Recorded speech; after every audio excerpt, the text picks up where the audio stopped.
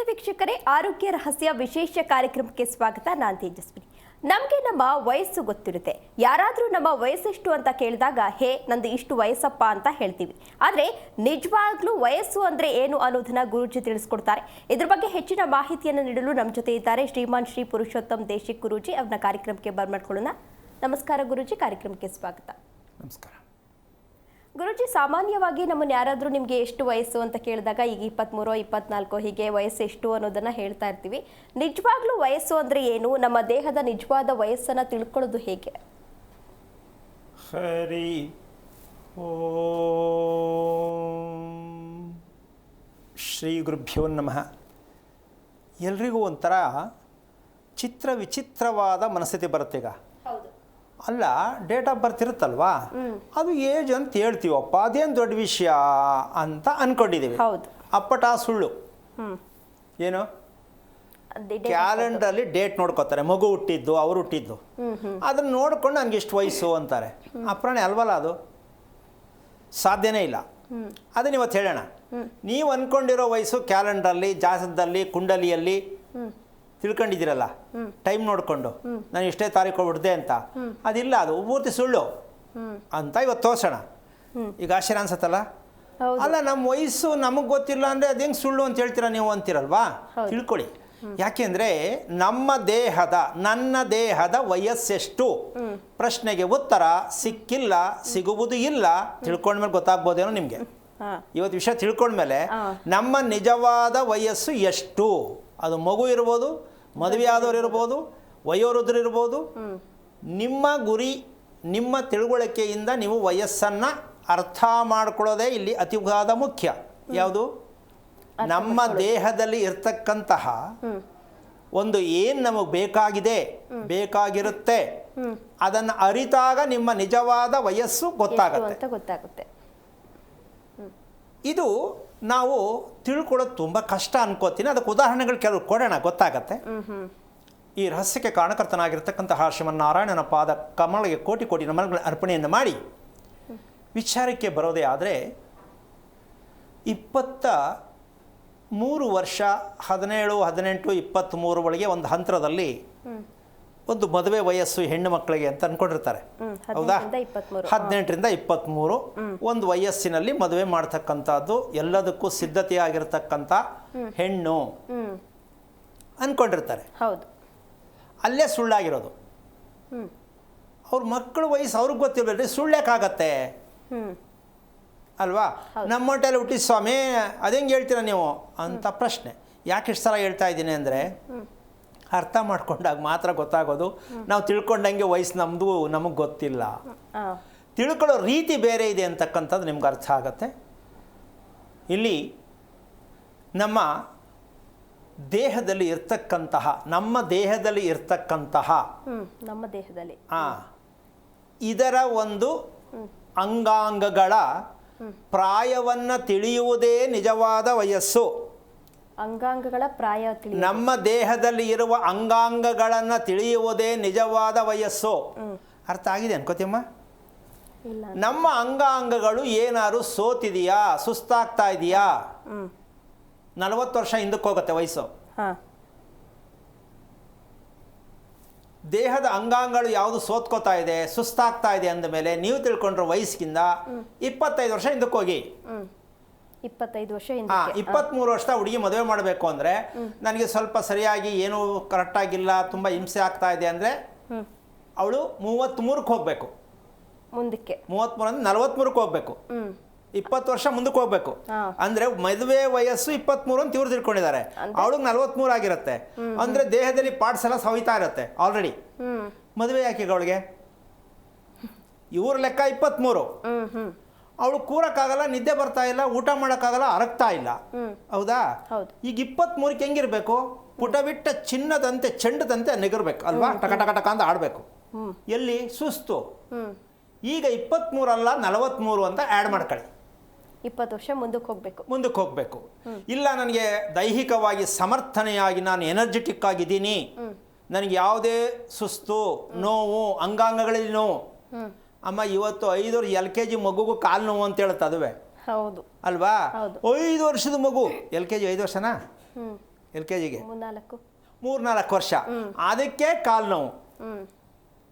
ಇನ್ನು ದೊಡ್ಡವ್ರ ಕತೆ ಏನಿರ್ಬೋದು ಹೇಳು, ಅದಕ್ಕಿನ್ನೂ ಏನು ಬೇಜಾರಾಗಿಲ್ಲ, ಕೋಪ ಬಂದಿಲ್ಲ. ಹೌದು, 3-4 ವರ್ಷಕ್ಕೆ ಕಾಲು ನೋವು ಬಂತು. ಇರಲ್ಲ ಅದಕ್ಕೆ. ಅದಕ್ಕೇನು ಗೊತ್ತೇ ಇಲ್ಲ, 3-4 ವರ್ಷಕ್ಕೆ ಅದು ಕಾಲು ನೋವು ಕಣಮ್ಮ ಅಂತ ಹೇಳುತ್ತೆ. ಇನ್ನು ಬುದ್ಧಿ ಬಂದಿರೋ ನಮಗೆ ಏನೆಲ್ಲ ನೋವಾಗ್ತಾ ಇದೆ ಅಂತ ಗೊತ್ತಾಗಲ್ವಾ? ಗೊತ್ತಾಗುತ್ತೆ.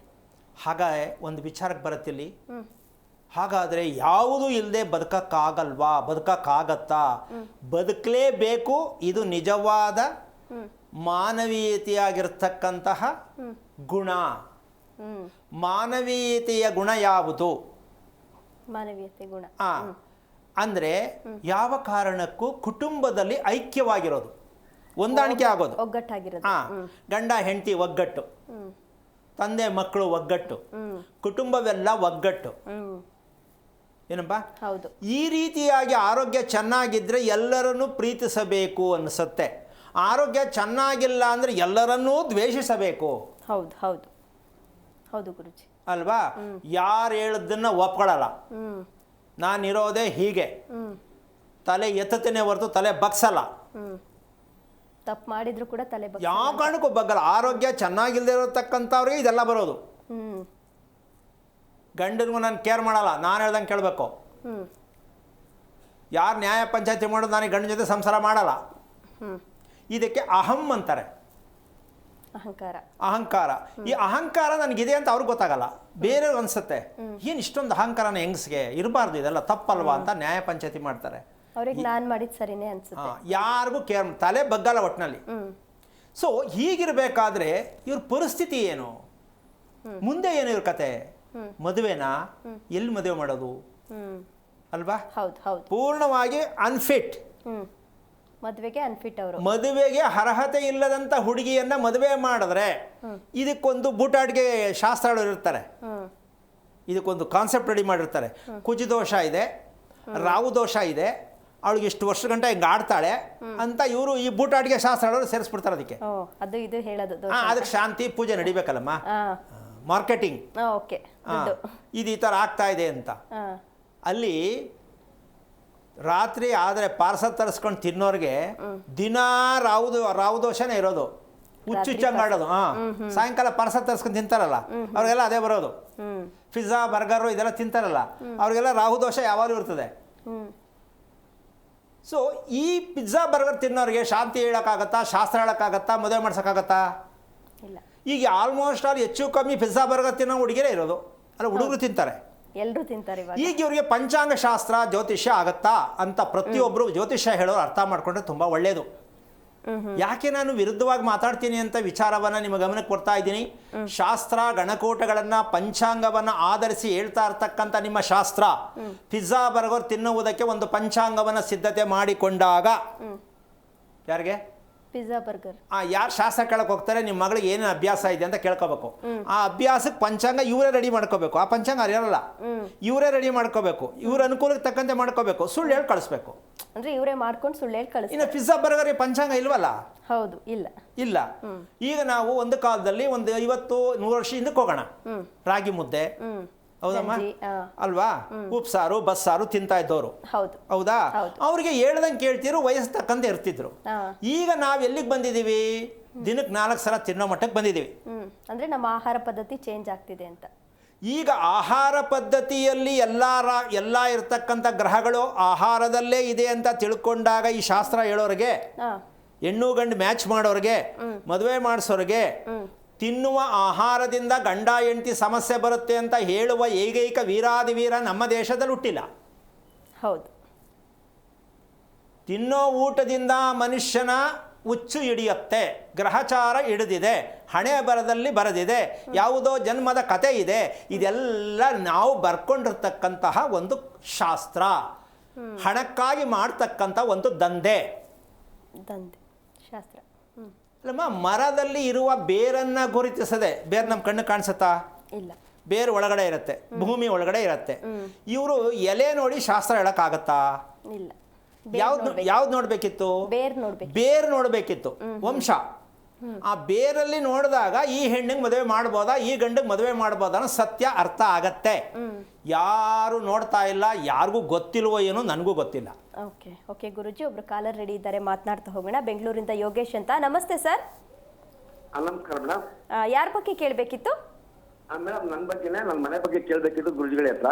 ಓಕೆ, ನಕ್ಷತ್ರ ಹೇಳ್ತೀರಾ? ಮೂಲ ನಕ್ಷತ್ರ ಮೇಡಮ್. ಹಲೋ. ನಮಸ್ತೆ ಗುರುಜಿ, ಹರಿ ಓಂ. ನಾರಾಯಣ. ಯಾವ ಊರಿಂದ ಮಾಡ್ತಾ ಇದ್ದೀರಾ? ಸ್ವಾಮೀಜಿ, ನಾನು ಬೆಂಗಳೂರಿಂದ ತಮ್ಮ ಒಂದು ಕಾರ್ಯಕ್ರಮ ದಿನನಿತ್ಯ ನೋಡ್ತಾ ಇದ್ದೀನಿ. ನಿನ್ನೆ ಸಂಚಿಕೆಯಲ್ಲಿ ನೀವು ನನಗೆ ಒಂದು ಒಳ್ಳೆ ಮಾಹಿತಿ ಕೊಟ್ರಿ ನನಗೆ. ಹೇಗೆ ಹೇಗೆ ಹೇಗೆ ಮಾಹಿತಿ ಯಾವುದು ನಮ್ಗೆ ಹೇಳ್ಕೊಟ್ಟಿದ್ದೀರಾ. ಅದರಿಂದ ನಮ್ಗೆ ತುಂಬಾ ಖುಷಿ ಆಯ್ತು. ಬಟ್ ಅದೇ ಒಂದು ಸಮಸ್ಯೆನ ಈ ಜನಸಾಮಾನ್ಯರು ತಮ್ಮ ತಮ್ಮ ಸಮಸ್ಯೆಗಳನ್ನ ತಮ್ಮ ಗುರುಜಿಗಳ ಹತ್ರ ಕೇಳ್ಕೊಂಡು ಪರಿಹಾರ ಮಾಡ್ಕೋಬೇಕು ಅನ್ನೋ ಒಂದು ಆಸೆ ನಮ್ಗೆ. ಆಗತ್ತಾ ಅಂತೀರಾ? ಆಗುತ್ತೆ ಸ್ವಾಮೀಜಿ. ನೀವು ಹೇಳ್ಕೊಡುವಂತ ಪರಿಹಾರದಲ್ಲಿ ನಮ್ಗೆ ಸಮಸ್ಯೆ ಬಗೆಹರಿದ್ರೆ ತುಂಬಾ ಒಳ್ಳೇದು ಅನಿಸ್ತದೆ ನಮ್ಗೆ. Okay okay. ಈಗ ಹೌದು ಸ್ವಾಮೀಜಿ. ನೀವೇನ್ ಮಾಡ್ತಾ ಇದ್ದೀರಾ? ಏನ್ ಕರೆ ಮಾಡಿದ್ರಿ ಈಗ? ಸ್ವಾಮೀಜಿ, ನಾನು ನಿವೃತ್ತಿ ನೌಕರ, ಮನೇಲಿದ್ದೀನಿ. ನಾನು ತುಂಬಾ ಬಡತನಲ್ಲಿದ್ದು ಏನೋ ಕಷ್ಟಪಟ್ಟು ಸ್ವಲ್ಪ ಒಂದು ಅರ್ಧ ಸೈಟಲ್ಲಿ ಜಾಗ ತಗೊಂಡು ಮನೆ ಕಟ್ಸ್ಕೊಂಡಿದ್ದೀನಿ ಸ್ವಾಮೀಜಿ. ಕಟ್ಟಿದ್ರಾ?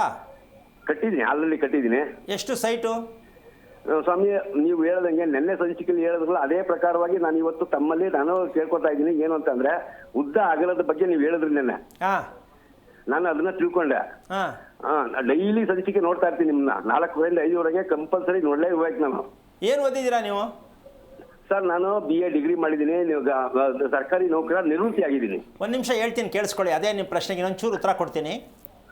ಹೇಳಿ ಸ್ವಾಮೀಜಿ. ಆಯವರ್ಗ ಅಂತ ನಿಮ್ಗೆ ಗೊತ್ತು? ಆಯವರ್ಗ ಗೊತ್ತು. ಹೌದೌದು. ಈಗ ಅದರಲ್ಲಿ ಏನ್ ಬರುತ್ತೆ? ಉದ್ದ ಅಗಲ ಅಂತ ಬರುತ್ತೆ. ಹೌದು ಹೌದು ಹೌದು. ಈಗ ಉದ್ದಕ್ಕೆ ಏನ್ ಹೇಳ್ತಾರೆ? ಧನ ಅಂತಾರೆ. ಹೌದು ಹೌದು. ಅಗಲಕ್ಕೆ ಏನ್ ಹೇಳ್ತಾರೆ? ಋಣ ಅಂತ ಹೇಳ್ತಾರೆ. ಋಣ. ಈಗ ಮನೆ ಕಟ್ಟಿಸೋರು ಋಣಕ್ಕೆ ಯಾಕೆ ತಗಲಾಕೋಬೇಕು, ಆದಾಯಕ್ಕೆ ಯಾಕೆ ಇರಬಾರ್ದು ಅಂತ ಪ್ರಶ್ನೆ. ಏನ್ ಹೇಳ್ತೀರಾ? ಹೌದು, ಕರೆಕ್ಟ್. ನೀವು ಹೇಳೋದು 100% ಕರೆಕ್ಟ್.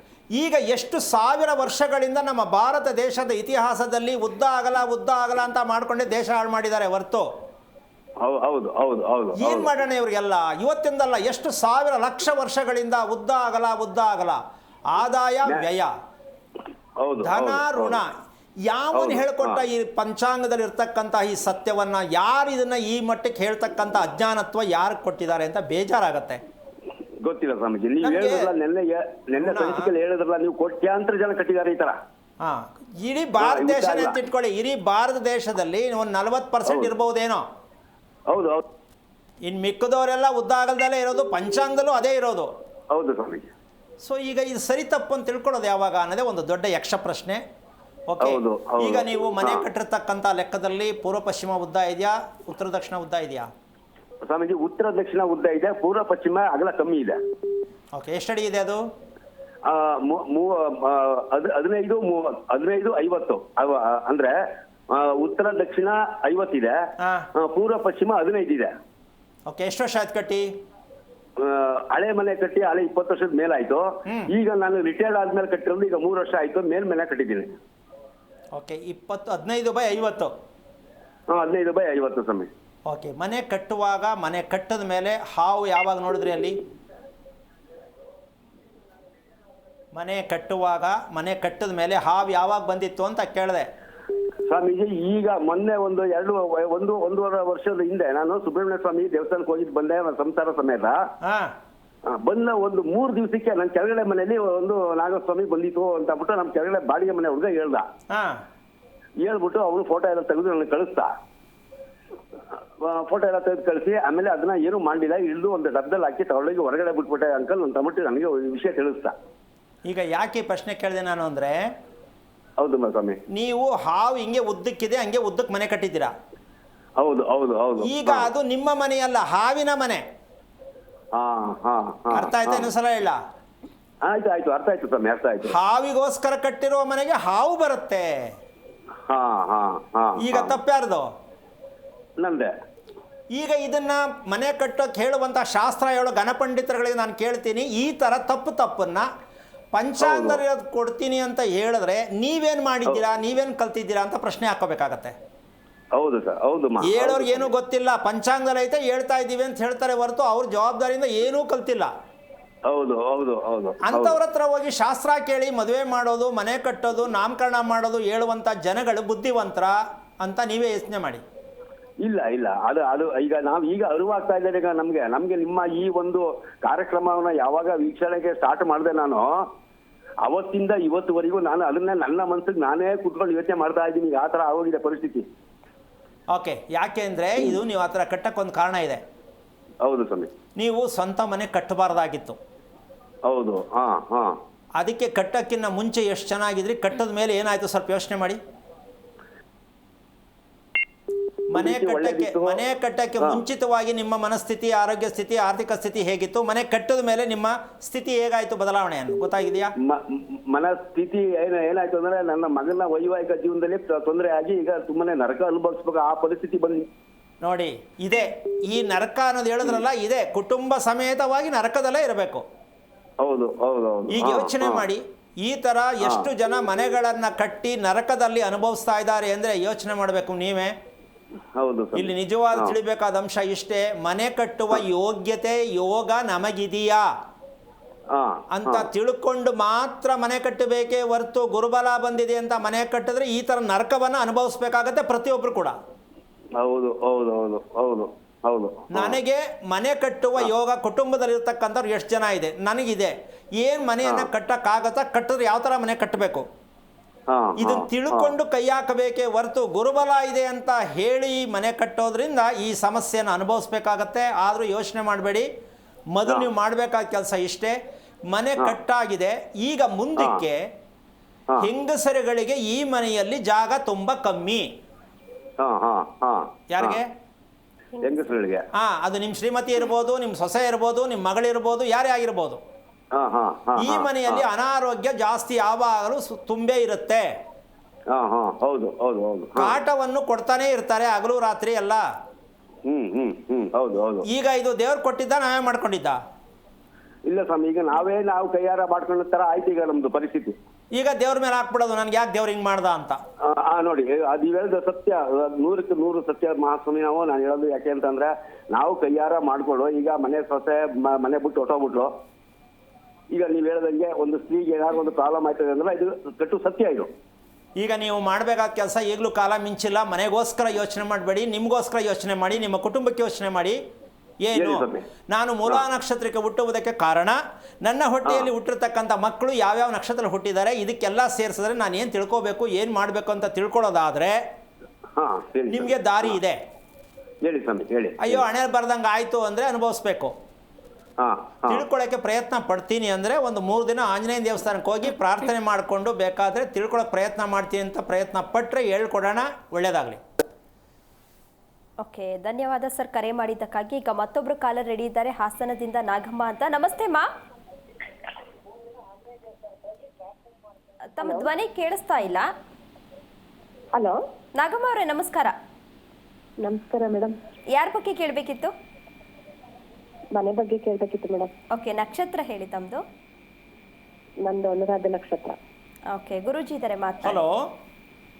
ಹಲೋ, ಹರಿ ಓಂ ಗುರುಜಿ. ನಾರಾಯಣ. ಯಾರ್ದು ಅನುರಾಧ? ನಿಮ್ದೇ ತಾಯಿ? ಹೌದು ಗುರುಜಿ. ಎಷ್ಟು ವಯಸ್ಸು? 43 ಗುರುಜಿ. ಓಕೆ, ಏನು ಕೇಳಬೇಕಿತ್ತು? ಮನೆ ಬಗ್ಗೆ ಕೇಳಬೇಕಿತ್ತು ಗುರುಜಿ. ನಾವು ಮನೆ ಕಟ್ಟ ಬಂದ್ಮೇಲೆ ಬಹಳ ಹಿಂಸೆ, ಒಂಥರ ಮನಸ್ಸಿಗೆ ಆರೋಗ್ಯನೂ ಸರಿ ಇಲ್ಲ ಗುರುಜಿ. ಮನೆಯಲ್ಲಿ ಒಂಥರ ನೆಮ್ಮದಿ ಇಲ್ಲ. ಮನೆ ಕಟ್ಸಿದ್ರಾ? ಹ್ಞೂ ಗುರುಜಿ, ಕಟ್ಟಿದ್ವಿ. ಎಷ್ಟು ವರ್ಷ ಆಯಿತು? 7 ವರ್ಷ ಆಯ್ತು ಗುರುಜಿ. ಯಾರ ಹೆಸರಲ್ಲಿದೆ ಮನೆ? ಮನೆ ಹೆಸರಲ್ಲ, ನಮ್ಮ ಗಂಡನ ಹೆಸರಲ್ಲಿ ಐತೆ ಗುರುಜಿ. ನಿಮ್ಮ ಯಜಮಾನ್ ಏನು ಮಾಡ್ತಾರೆ? ಅವ್ರು ಡ್ರೈವರ್ ಕೆಲಸ ಗುರುಜಿ. ಓಕೆ, ನೀವೇನು ಓದಿದ್ದೀರಾ ಅಮ್ಮ? ನಾನು 2nd PUC ಓದಿದ್ದೀನಿ ಗುರುಜಿ. ಓಕೆ, ಈಗ ಮನೇಲಿ ಎಷ್ಟು ಜನ ಇದ್ದೀರಾ ಒಟ್ಟು? 4 ಜನ ಇದ್ದೀವಿ. ಮಕ್ಕಳಿಬ್ಬರು, ನೀವಿಬ್ಬರಾ? ಇಬ್ಬರ ಮಕ್ಕಳು ನಕ್ಷತ್ರ ಏನು? ಮಗ ಹೇಮಂತ್ ಅಂತ ಗುರುಜಿ, ಅವನು ಕಟಕ ರಾಶಿ ಪುಷ್ಯ ನಕ್ಷತ್ರ.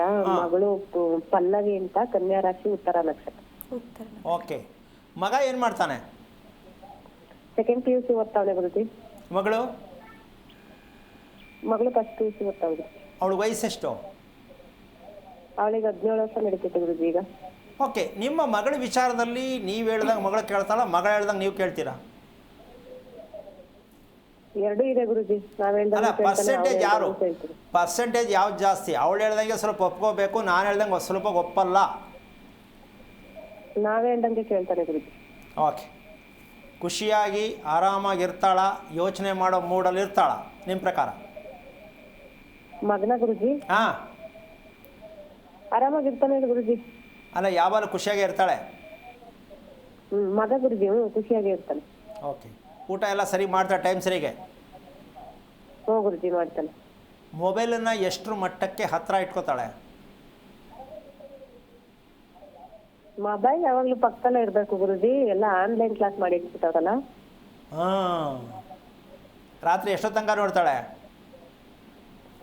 ಮಗ ಗುರುಜಿ, ಮಗ ಹುಡುಗ. ಅಲ್ಲಲ್ಲ, ನಿಮ್ಮ ಮಗಳು ಮೊಬೈಲ್ ನೋಡಲ್ವ ರಾತ್ರಿ ಹೊತ್ತು? ಒಂದೇ ಇಲ್ಲ ಗುರುಜಿ, ಓದೋದೊಂದು ಬಿಟ್ರೆ ಬೇರೆ ಫರ್ದರ್ದೇನು ನೋಡಲ್ಲ ಗುರುಜಿ. ಓಕೆ, ಎಷ್ಟೊತ್ತವರೆಗೂ ಓದ್ತಾಳೆ?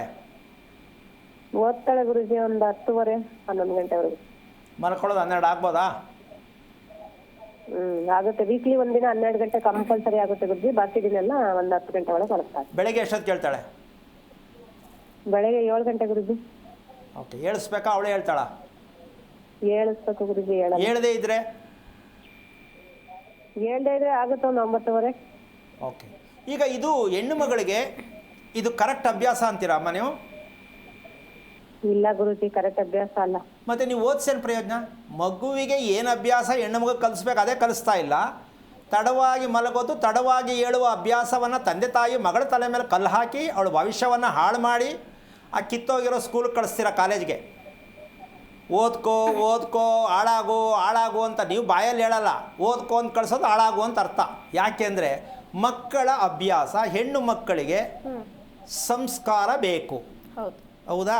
ಇದೇನ ಸಂಸ್ಕಾರ? ಬೆಳಗ್ಗೆ 8:30 9 ಗಂಟೆಗೆ ಹೇಳೋದು. ಕಾರಣ ಏನಂದರೆ 20 ವರ್ಷ ಆದರೂ ಮಗಳಿಗೆ ಆಗಿದ್ರು ಮಗಳ ಅಭ್ಯಾಸ ಕೆಟ್ಟಿದೆ ಅಂತ ಅವ್ರಿಗಿನ್ನೂ ಅರ್ಥ ಆಗಿಲ್ಲ.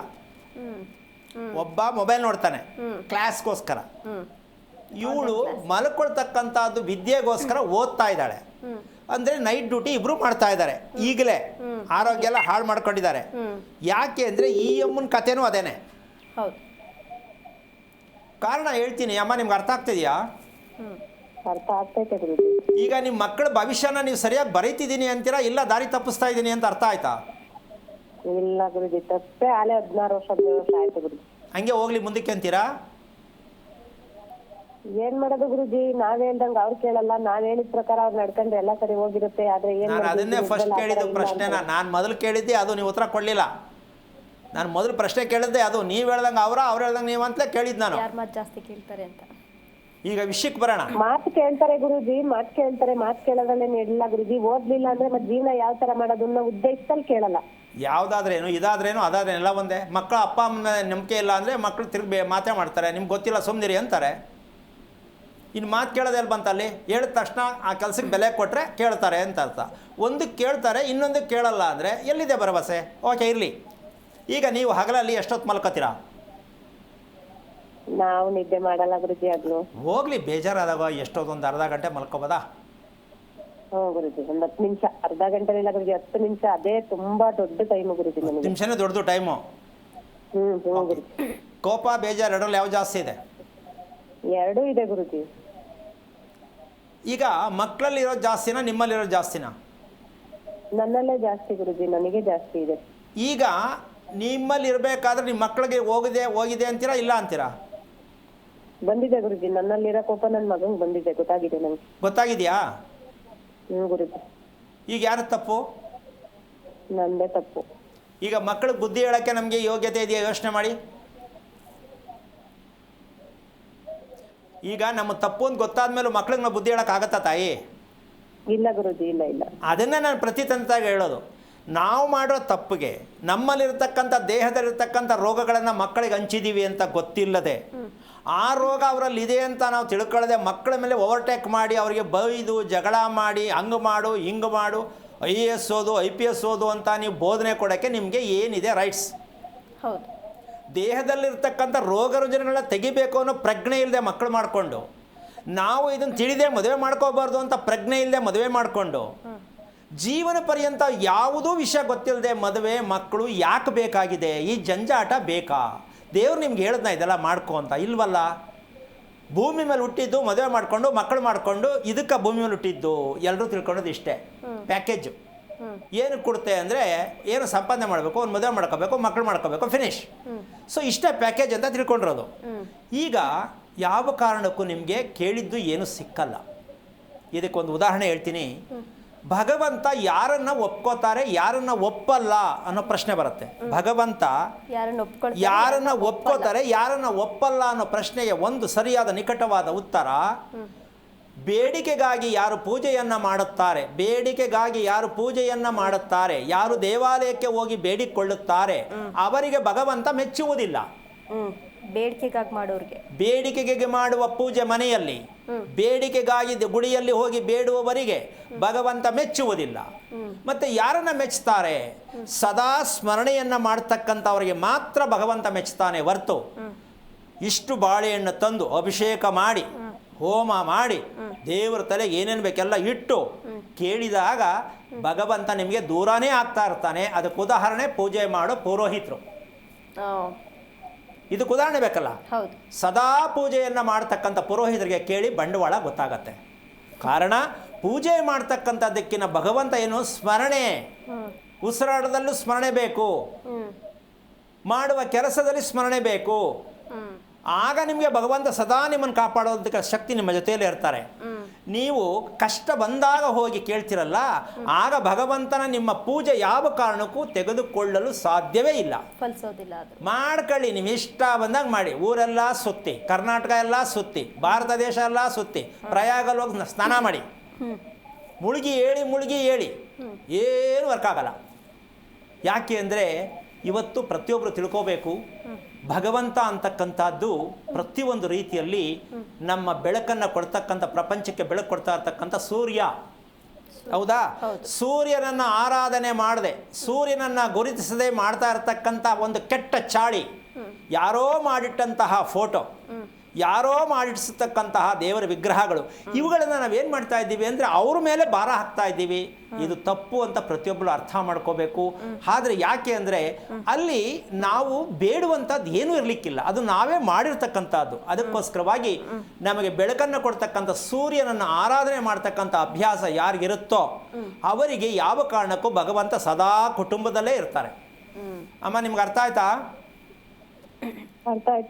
ಈಗ ನೀವು ಮಾಡಬೇಕಾದ ಕೆಲಸ ಇಷ್ಟೇ. ಏನು ಆಗೋಗಿದೆ, ತಪ್ಪಾಗೋಗಿದೆ ಅಂತ ಯೋಚನೆ ಮಾಡೋದು ಬೇಡ. ನಮ್ಮ ಹೊಟ್ಟೆಯಲ್ಲಿ ಹುಟ್ಟಿರ್ತಕ್ಕಂಥ ಮಕ್ಕಳು ಅನ್ನೋದಕ್ಕಿಂತ ನಾನು ಅನುರಾಧ ನಕ್ಷತ್ರದಲ್ಲಿ ಹುಟ್ಟಿದ ಕಾರಣ ನನಗೆ ನೆಮ್ಮದಿ ಇಲ್ಲ, ಕರೆಕ್ಟ್ ರೀತಿಯಲ್ಲಿ ಉಸಿರಾಟದಲ್ಲಿ ವಿಚಾರಗಳು ಕೂಡ ಸರಿಗಿಲ್ಲ, ನಾನು ಅಂದ್ಕೊಂಡಿದ್ದು ಜೀವನದಲ್ಲಿ ಏನೂ ಸಿಕ್ಕಿಲ್ಲ, ನಾನು ಯಾಕೆ ತಿಳ್ಕೊಬಾರ್ದು ಅಂತ ಯಾಕೆ ಮನಸ್ಸಿಗೆ ಬರಲಿಲ್ಲ ನಿಮಗೆ? ಎಲ್ಲಿಗೆ ಹೋಗಿ ತಿಳಿಸ್ತಾರೆ ಅನ್ನೋದೇ ಗೊತ್ತಿಲ್ವಲ್ಲ ಗುರುಜಿ. ನೀವ್ ಈಗ 2 ವರ್ಷದಿಂದ ನಾನು ನಿಮ್ ಪ್ರೋಗ್ರಾಮ್ ನೋಡ್ತಾ ಇರೋದು. ಇತ್ತೀಚೆಗೆ ಮೊದ್ಲೇ ನೀವ್ ಸಿಕ್ಕಿದ್ರೆ ಇವೆಲ್ಲ ತೊಂದರೆಗಳು ಆಗಕ್ಕೆ ಅವಕಾಶ ಏನಾದ್ರೂ ಕಷ್ಟ ಆಗ್ಲಿ ಬಂದ್ಬಿಟ್ಟು ಒಂದೇ ಸಲ ಉಡಿಸ್ ಕಾಯ್ಕೊಂಡಿದ್ರಿ. ಈಗ ನೀವು ಸಿಕ್ಕಿದ್ರೆ ಮದುವೆನೂ ಆಯ್ತಿಲ್ಲ, ಮಕ್ಕಳು ಮಾಡ್ಕೊತಿಲ್ಲ ಅನ್ನೋ ಮಟ್ಟ ಕೊಟ್ಟೋದ್ರು. ನಿಜ ಗುರುಜಿ, ಸನ್ಯಾಸತ್ವ ತಗೋಬಿಟ್ಟಿದ್ವಿ ಗುರುಜಿ. ಎಂತ ದೊಡ್ಡ ನಿರ್ಧಾರ. ನಿಜವಾಗ್ಲೂ ಬೇಡ. ಈಗಲೂ ಕಾಲ ಮಿಂಚಿಲ್ಲ. ತಿಳ್ಕೊಳಕ್ಕೆ ಪ್ರಯತ್ನ ಮಾಡಿ. ಮಕ್ಕಳನ್ನು ಸರಿಪಡಿಸೋದಕ್ಕಿಂತ ಹೆಚ್ಚಾಗಿ ನೀವು ಮನೆ ಕಟ್ಟಿದ್ದು ಮೊದಲನೇ ಲೆಕ್ಕಾಚಾರದಲ್ಲಿ ಇದನ್ನೆಲ್ಲ ತಿಳ್ಕೊಂಡು ಮನೆ ಕಟ್ಟಬೇಕಿತ್ತು. ಆದರೂ ನಿಮ್ಮ ಇರ್ತಕ್ಕಂಥದ್ದಲ್ಲಿ ಹೆಚ್ಚು ಕಮ್ಮಿ ಸೈಟು ಮನೆ ತಗೊಳ್ಳುವಂಥ ಯೋಗ ಇದ್ದರೂ ನೆಮ್ಮದಿಯನ್ನು ಸಿಗಲಿಕ್ಕಿಲ್ಲ. ಆ ಕಾರಣದಾಗಿ ನೀವು ಮೊದಲು ತಿಳ್ಕೊಬೇಕಾಗಿರ್ತಕ್ಕಂಥದ್ದು, ನಿಮ್ಮ ತಂದೆ ಇದ್ದಾರಾ ತಾಯಿ? ಇದ್ದಾರೆ ಗುರುಜಿ. ಏನು ಮಾಡ್ತಾರೆ? ರೈತರು ಗುರುಜಿ. ಓಕೆ. ನಿಮ್ಮ ತಂದೆ ಮನೆಯಲ್ಲಿ 2 ಮದುವೆ ಯಾರಿಗೆ? ಯಾರಿಗೂ ಇಲ್ಲ ಗುರುಜಿ. ಅವ್ರ ವಂಶದಲ್ಲಿ, ನಿಮ್ಮ ತಾಯಿ ವಂಶದಲ್ಲಿ, ನಿಮ್ಮ ತಂದೆ ವಂಶದಲ್ಲಿ ಯಾರಿಗೂ 2 ಮದುವೆ ಇಲ್ಲ? ಇಲ್ಲ ಗುರುಜಿ, ಇಲ್ಲ. ವಿಚಾರಿಸಿ ನೋಡಿ. ಓಕೆ. ಯಾಕೆ ಅಂದರೆ ಅನುರಾಧ ನಕ್ಷತ್ರ ಎಲ್ಲಿ ಬರುತ್ತೋ ಆ ಕುಟುಂಬದಲ್ಲಿ ಮದುವೆಗಳಿಲ್ಲ ಅಂತ ಹೇಳಂಗಿಲ್ಲ. ನಿಮಗೆ ಗೊತ್ತಿಲ್ಲ, ಆಮೇಲೆ ಮದುವೆನೇ ಆಗಿರಬೇಕು ಅಂತಿಲ್ಲ, ಬಾಯಿ ಟಾಟಾ ಮಾಡಿರೋದು ಕೂಡ ಇರ್ತದೆ.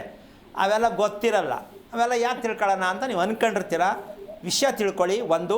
ಎರಡನೇದಾಗಿ ನೀವು ಮಾಡಬೇಕಾದ ಕೆಲಸ, ಇದನ್ನು ತಿಳ್ಕೊಳ್ಳೋಕೆ ಪ್ರಯತ್ನ ಮಾಡೋಣ ಅಂತಕ್ಕಂಥ ಪ್ರಯತ್ನ ಮಾಡ್ತಕ್ಕಂಥದ್ದನ್ನು ಮಾಡೋದಾದ್ರೆ ಬಾಯಿ ಅಂತ ಹೇಳಿದ್ದಾರೆ ಅನ್ನೋದ ವಿಷಯ ತಗೊಂಡ್ರೆ ನಮ್ಮ ತಂದೆಗೆ ಐತೆ ಗುರುಜಿ. ಅದು ಏನು? ಮದ್ವೆನೇ ಆಗಿರ್ಬೇಕು ಅಂತೇನಿಲ್ಲ, ಆಯ್ ಬಾಯ್ ಆಗಿದ್ರು ಆಗುತ್ತೆ ನೋಡಿ, ಸಿಕ್ತು ಡೈರಿ ಸಿಕ್ತು. ನಿಮ್ಮ ತಂದೆ ಆಯ್ ಬಾಯ್ ಜಾಸ್ತಿ ಮಾಡಿದಾರೆ ಅಂತ ಗೊತ್ತಾಯ್ತು. ಗುರುಜಿ. ಈಗ ನೋಡಿ, ಯಾರು ತಂದೆ ಹೆಂಗಸರ ಜೊತೆ ಆಯ್ ಬಾಯ್ ಮಾಡಿರ್ತಾರೋ ಅವ್ರು ಹುಟ್ಟ ಹೆಣ್ಣು ಮಕ್ಕಳು ಅನುಭವಿಸ್ಬೇಕು. ನೋಡಿ ಹೆಂಗಿದೆ, ಯಾರೋ ಮಾಡಿದ ಕರ್ಮದ ಫಲ ಹೊಟ್ಟೆಲಿ ಹುಟ್ಟಿದ ಹೆಣ್ಣು ಮಕ್ಕಳು ಅನುಭವಿಸ್ಬೇಕು. ಇವ್ರು ಇದೆಲ್ಲ ಮುಚ್ಚಿಟ್ಕೊಂಡ್ಬಿಡ್ತಾರೆ, ಹೇಳಂಗಿಲ್ಲ, ಹೇಳೋಕ್ಕಾಗತ್ತಲ್ವ, ಇವೆಲ್ಲ ಅವಮಾನ ಅಲ್ವಾ. ಆದರೆ ಮಕ್ಕಳು ಅನುಭವಿಸ್ತಾರೆ ಅಂತ ಪ್ರಜ್ಞೆ ಈ ಮದುವೆ ಮಾಡಿಸೋರು ಯಾಕೆ ಹೇಳ್ಬಾರ್ದು? ಕರೀಲಿ ನಿಮ್ಮ ಅಪ್ಪ ನಿಮ್ಮಮ್ಮನ್ನ. ನೀವು ಮಾಡಿರ್ತಕ್ಕಂತಹ ದುರಾಚಾರಗಳಿಗೆ ನಿಮ್ಮ ಮಕ್ಕಳನ್ನ ಬಲಿ ಮಾಡಬೇಡಿ, ಈ ಕರ್ಮಗಳನ್ನ ತೊಳೆದು ಮದುವೆ ಮಾಡಿ ಅಂತ ಹೇಳಬೇಕು. ಇಲ್ಲ, ಎಲ್ಲ ಮುಚ್ಚಿಟ್ಬಿಡ್ತಾರೆ. ಅಷ್ಟೇ, ಮುಚ್ಚಿಟ್ಬಿಟ್ಟು ಮದುವೆ ಮಾಡೋದೆ. ಆಮೇಲೆ ಸ್ಟೋರಿ ನಮ್ಮಂಥವ್ರು ಓಪನ್ ಮಾಡಿದಾಗ ಅಯ್ಯೋ ನಮ್ಮಪ್ಪ ಹಿಂಗೆ, ನಮ್ಮಮ್ಮ ಹಿಂಗೆ, ನಮ್ಮ ಚಿಕ್ಕಪ್ಪ ಹಂಗೆ, ಏನು ಪ್ರಯೋಜನ? ಆದರೂ ಪರವಾಗಿಲ್ಲ, ನೀವು ಇದನ್ನು ಒಪ್ಕೊಂಡು ತಿಳ್ಕೊಂಡು ಅರ್ಥ ಮಾಡ್ಕೊಂಡಿದ್ದೀರಾ, ತಿಳ್ಕೊಳ್ಳೋ ಪ್ರಯತ್ನ ಮಾಡಿ, ಹೇಳ್ಕೊಡೋಣ, ಒಳ್ಳೆಯದಾಗಲಿ. ಮಕ್ಕಳನ್ನೂ ಸರಿ ಮಾಡಿ, ನೀವು ಸರಿ ಹೋಗಿ. ಏನು ಯೋಚನೆ ಮಾಡೋದು, ಭಯ ಬೀಳೋದು ಬೇಡಮ್ಮ. ಒಳ್ಳೆಯದಾಗಲಿ ತಾಯಿ. ಓಕೆ, ಧನ್ಯವಾದಮ್ಮ ಕರೆ ಮಾಡಿದ್ದಕ್ಕಾಗಿ. ವೀಕ್ಷಕರೇ, ನೀವು ಕೂಡ ಗುರೂಜಿ ಜೊತೆ ಮಾತನಾಡಬೇಕು ಅಂತ ಅಂದರೆ ಸ್ಕ್ರೀನ್ ಮೇಲೆ ಕಾಣ್ತಾ ಇರುವಂತಹ ನಂಬರ್ಗೆ ಕರೆ ಮಾಡಿ ಗುರೂಜಿ ಜೊತೆ ನೇರವಾಗಿ ಮಾತನಾಡಬಹುದು. ಕಾರ್ಯಕ್ರಮ ಮುಂದುವರಿಯುತ್ತೆ ಚಿಕ್ಕ ವಿರಾಮದ ಬಳಿಕ.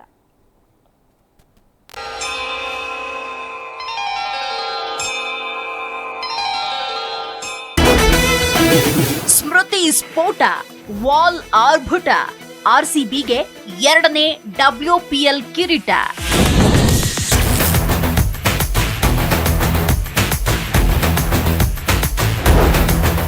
2 ವರ್ಷದಲ್ಲಿ 3 ಮುಕುಟ, 5 ಫೈನಲ್ನಲ್ಲೂ ಮುಗ್ಗರಿಸಿದ ಹೇಗೆ ಡೆಲ್ಲಿ.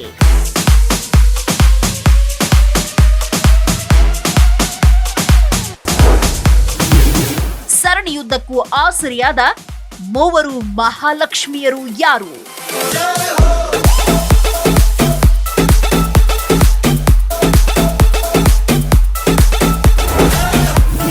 RCB champion.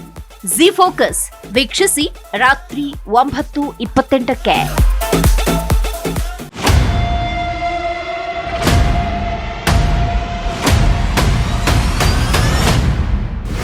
ಈ ಮಣ್ಣಿನ ಕಾನೂನು ಬಲಿಷ್ಠವಾಗಿದೆ, ಆದರೆ ಪಾಲಿಸುವ ಮನಸ್ಸು ಹದಗೆಟ್ಟಿದೆ. ರಾಜಕಾರಣಕ್ಕೆ ಜವಾಬ್ದಾರಿ ಇದೆ, ಆದರೆ ರಾಜಕೀಯ ಬದಲಾಗಿದೆ. ಭ್ರಷ್ಟಾಚಾರ ತಾಂಡವವಾಡ್ತಿದೆ, ಅದನ್ನ ನಿಯಂತ್ರಿಸುವ ಶಕ್ತಿ ಕಳೆದುಕೊಂಡಿದೆ. ಆದ್ರೆ ಕರ್ನಾಟಕ ಕೇಳ್ತಾ ಇದೆ, ಮುಂದೇನು? ಅದಕ್ಕೆ ಉತ್ತರ ನಾವು ಕೊಡ್ತೇವೆ. ವೀಕ್ಷಿಸಿ ಜಿ ಸಂವಾದ ಪ್ರತಿದಿನ ಸಂಜೆ 5:58ಕ್ಕೆ.